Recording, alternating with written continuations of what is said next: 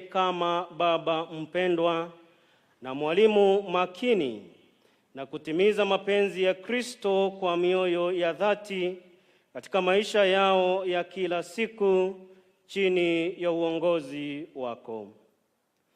Tukikukabidhi majukumu haya, tunakuombea kwa Mungu ili akupe roho wa hekima na ufunuo katika kumjua yeye, na kwa kundi lililowekwa chini yako waangazwe nuru mioyoni mwao, wapate kujua tumaini waliloitiwa na Mungu.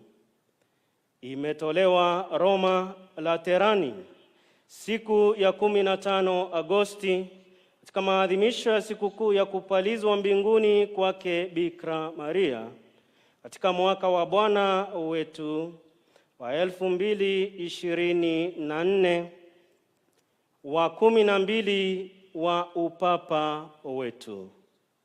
Francisco Papa. Tuseme wote tumshukuru Mungu. Kwa utulivu tusikize homilia ya Mhashamu Askofu.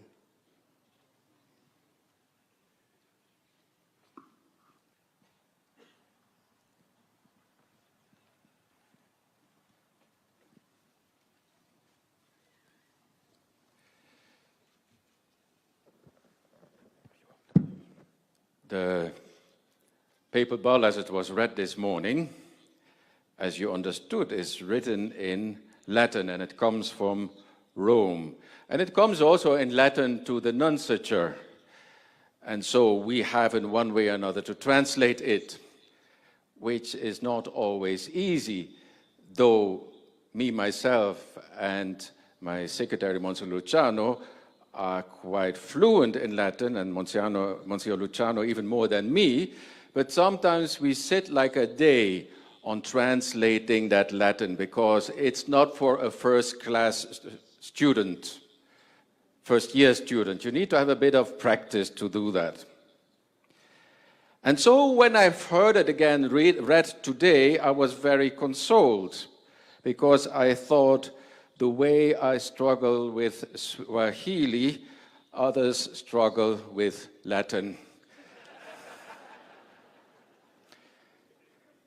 So therefore, I feel a bit relaxed this morning. But we are not here to speak about Latin. Today, dear Monsignor Peter, we come because of you, because of this special day, as we are going to witness the episcopal ordination of yet another Christian of the Church in Kenya.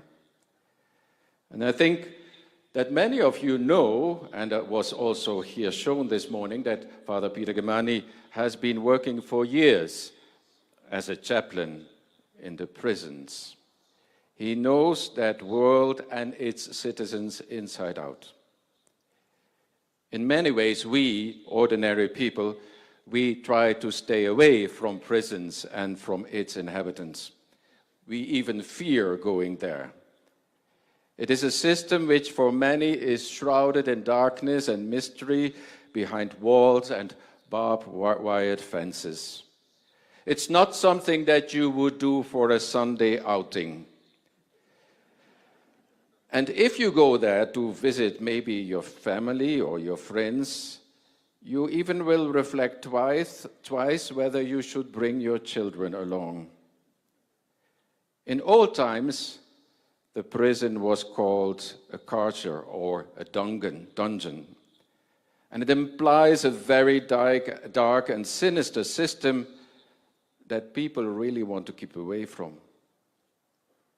In many ways, that concept of dungeon is of course also connected to our idea of purgatory or hell even. And let's face it, even if the prison is clean and provided with all kinds of facilities, a hell it remains. To be robbed of your freedom is always a difficult thing to accept. To be behind bars and in chains is not what the average person desires in his life. Father Peter Kimani comes from that kind of reality. He has worked there for many years. and he came to know the prisoners by name. He listened to their stories and came to understand their fear and frustrations. Yes, sure, some of the prisoners may have committed heinous crimes, but even they, the worst of criminals, have families, have children, have dreams, and even have good intentions. People can be murderers and rapists, but there are also many other things than that. That is what Peter Kamani came to know about those prisoners. He came to know those human stories about their pain and their suffering in the prison system.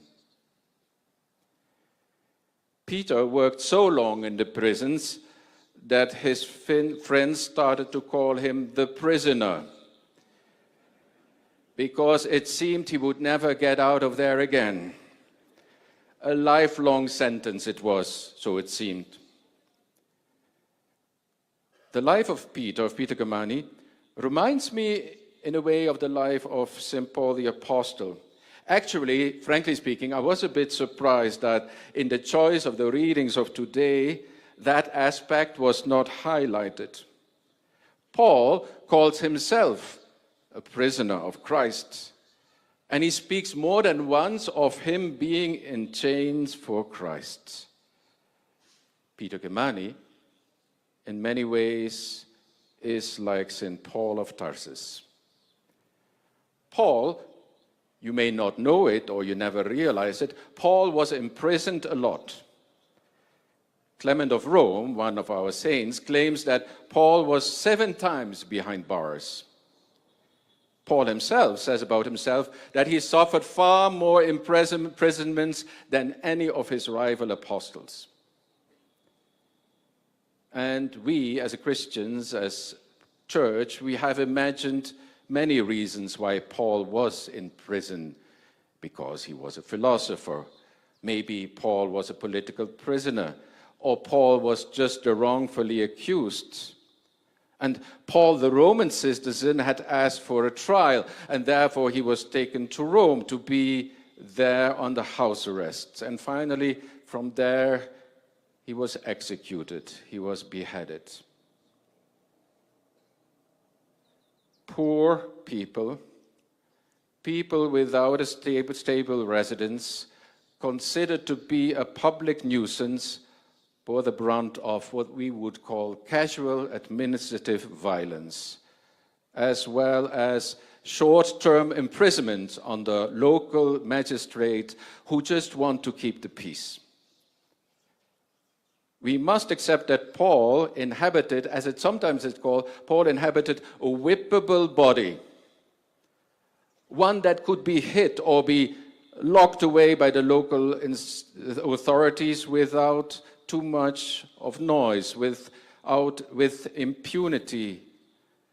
You could imprison people very easily for some kind of vague accusation like disorderly conduct.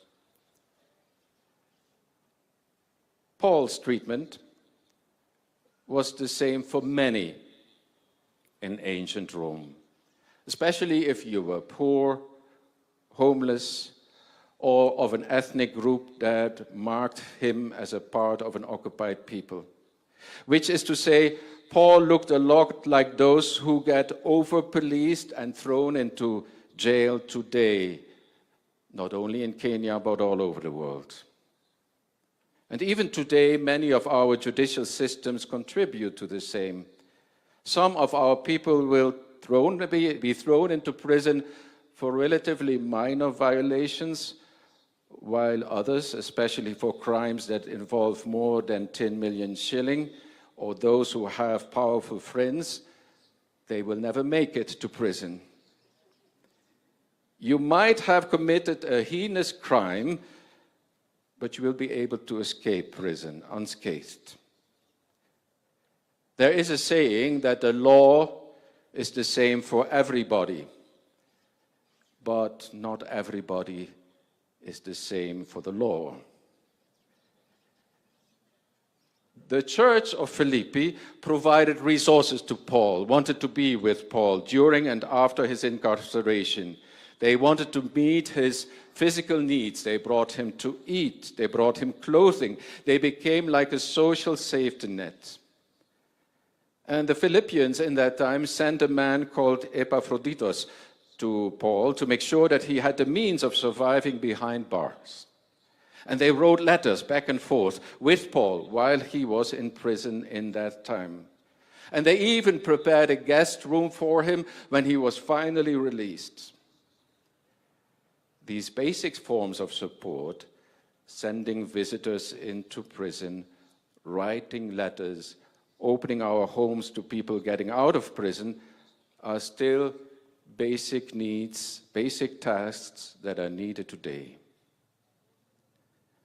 Father Peter Kimani was involved in all this, and he could explain it much better than me. By the way, Holy Scripture doesn't make any attempt to prove the innocence of Paul as he is in prison, but rather his incarceration becomes like a place of special intimacy with Christ. Paul himself never exhibits any evidence that he is being pressured to explain about why he had to go to prison. He himself says, "I do not feel any need to defend myself, to elaborate on my innocence, or make a case for his own exemplarity." Paul ended up a number of times in prison. We would call him nowadays a repeat offender.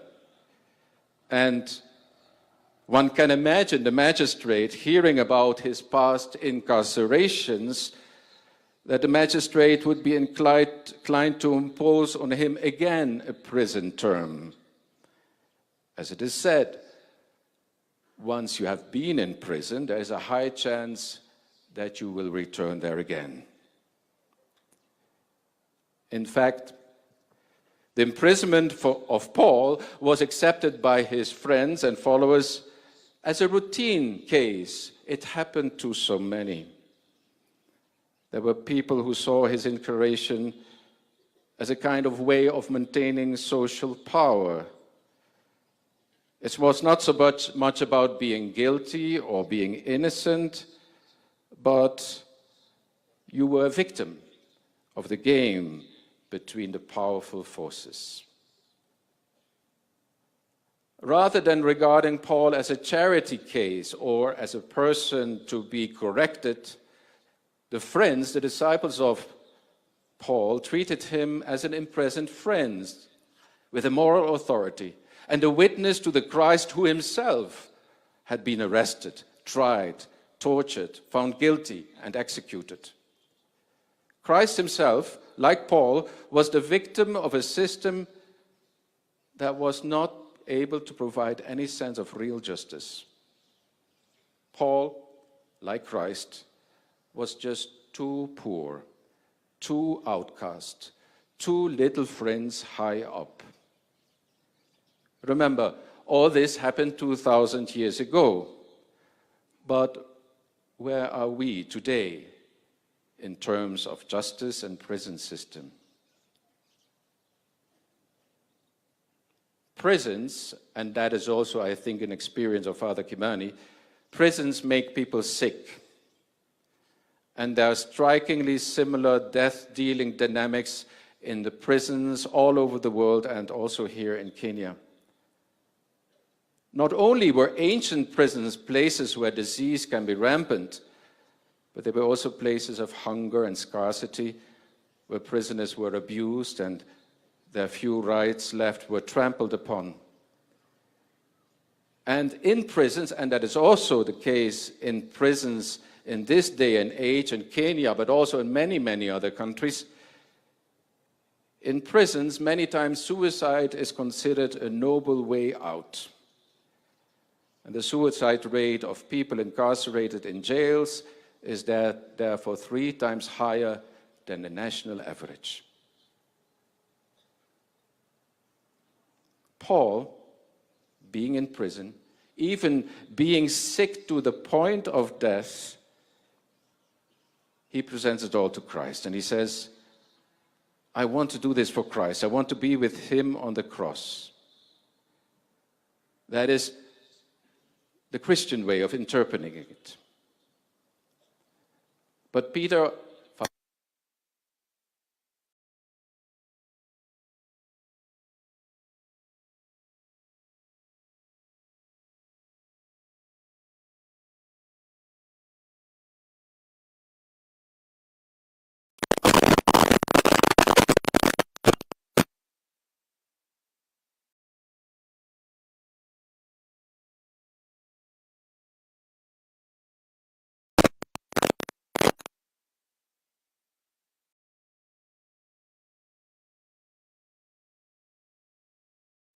Father Peter knows this. He has seen it, he listened to it, he smelled it. He is part of that world. And that world he will carry with him for the rest of his life, seeing Christ in the imprisoned